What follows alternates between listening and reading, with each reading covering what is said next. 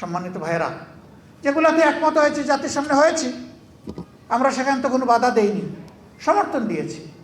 কিন্তু যেগুলা জাতির বিরুদ্ধে অন্তর্বর্তী সরকার এসে যেগুলা সংশোধনের জন্য তারা প্রজ্ঞাপন জারি করলো অধ্যাদেশ দিয়ে, সেই জায়গাগুলোই বিএনপি এখন রেখে দিতে চায়। এটা নিঃসন্দেহে তারা ঘোষণা দিচ্ছে যে তারা আবার ফ্যাসিবাদ কায়েম করতে চায়। ইনশাল্লাহ দিব না। ত্যাগ এই দেশবাসী স্বীকার করেছে, করব ইনশাল্লাহ। সর্বশেষ কি হয়েছে দেখেন, এতটুকু জায়গাও ছাড়ার কলিজা তাদের হলো না। জুলাই জাদুঘর, এটা জুলাইয়ের একটা বাস্তব চিত্র। আমি সেখানে গিয়েছিলাম, নাহিদ ইসলাম ছিলেন, আমরা এখানে ঘুরে এসেছি।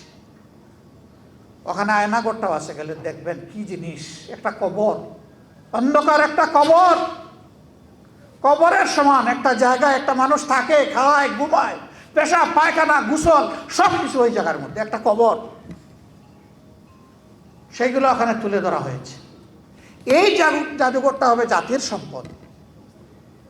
ঐক্যমত্য পরিষদে বসে একমত হয়েছে, আবার সংসদের বিশেষ কমিটিতেও সবাই একমত হয়েছে যে যেভাবে প্রস্তাবনা এসেছে অনুকূল অবিকল রেখে, অনুরূপ এবং অবিকল রেখে সেটাই পাশ হবে। হঠাৎ করে সংসদের ভিতরে সমস্ত রেওয়াজ রীতিভঙ্গ করে সরকারি দলের একজন এখানে সংশোধন দিয়ে বসলো, আমরা কিছুই জানি না। এইটাকে দলীয়করণ করার জন্য বলা হলো এটা সংস্কৃতি মন্ত্রণালয়ের অধীনে, এখানে মন্ত্রী অথবা প্রতিমন্ত্রী না থাকলে এটা চলবে কিভাবে?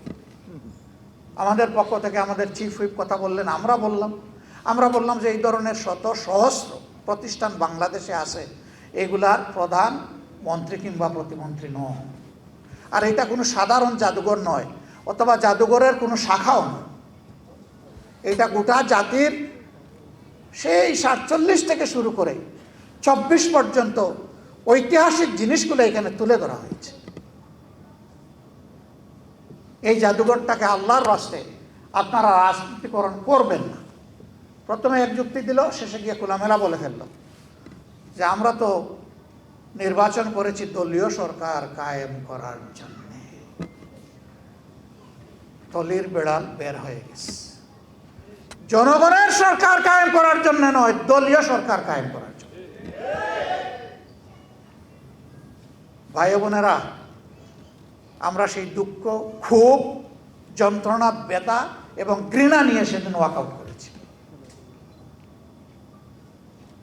আমরা আপনাদেরকে কথা দিচ্ছি, যতদিন সংসদের ভিতরে লড়াই করতে পারবো ততদিন থাকবো, এর বাইরে 1 মিনিটও থাকবো না। রাজপথ আমাদের মূল ঠিকানা, সংসদ আমার মূল ঠিকানা নয়।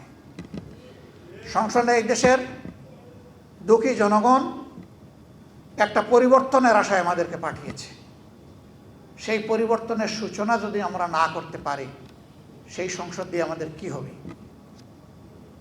অবশ্যই আমরা আল্লাহ চাইলে জনগণের চাহিদার ক্ষুধা পূরণের সাথেই থাকবো, এর বাইরে যাব না ইনশাআল্লাহ। আপনারা আশ্বস্ত করেছেন, আমরা শক্তি পেয়েছি, একসাথে লড়বো ইনশাআল্লাহ। এবং আমরা দৃঢ় আস্থাশীল, পরাজয় হবে চূড়ান্তভাবে ফ্যাসিবাদের, বিজয় হবে জনগণের ইনশাআল্লাহ। এই বিজয়ে কোনো আপোষ নাই। আমরা একসাথে থাকব। আল্লাহ আমাদেরকে একসাথে থাকার তৌফিক দান করুন। আমাদেরকে আপনাদের বাইরে কেউ ভাববেন না। আমরা অনেক বড় পরিসরে, আরও অনেক বড় পরিসরে জুলাই যোদ্ধাদের কথা শুনতে চাই, তারও আয়োজন ইনশাল্লাহ করব। এই কথাগুলো শুধু আমরা শুনব না, বাংলাদেশের 18 কোটি মানুষ শুনবে, বিশ্ববাসী শুনবে ইনশাআল্লাহ, এবং জাতির রাস্তা পেয়ে যাবে।